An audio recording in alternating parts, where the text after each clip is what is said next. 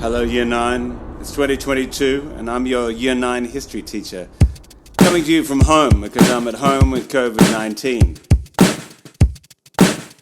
I'm not here to talk to you about your Industrial Revolution task for Year 9. Don't underestimate the value of concrete evidence.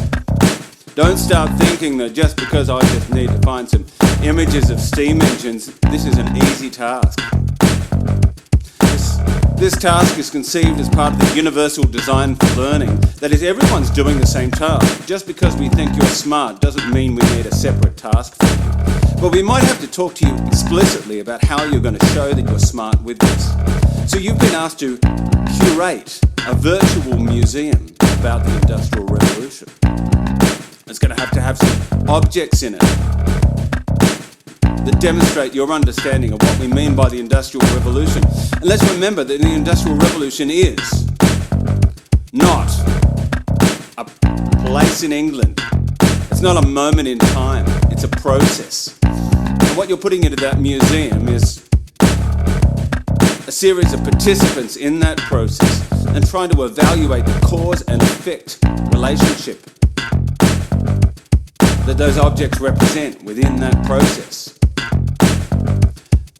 This object is a driver of change, and trying to represent that in a measurable way, because there's two things that you should always be doing.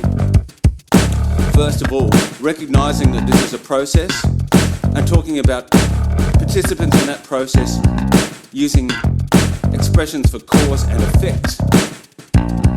And you should also be trying to measure that effect or that cause, measure the impact of that. Looking for numbers, something ideally that you could graph, not just as a fun fact, but as a way of evaluating the impact. So what are you going to write about this object?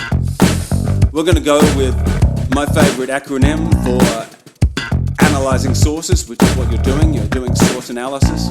SCIM, S-C-I-M, where S stands for summarize, C stands for contextualize, I represents infer, and M is monitor.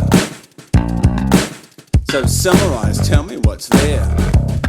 Keep it simple and direct. After that, contextualize it. That's the when and the where, as accurately as you can. The inference is the smart thinking bit, right? What is there that we can say based on the evidence that you have in front of you? And lastly, to monitor. This is the evaluation, the reliability assessment, if you like. What is there, the limitations? What is it that this evidence can tell you, and what doesn't it tell you? What further questions are there to ask? We're unpacking abstract nouns and putting the participants back into the process of the Industrial Revolution.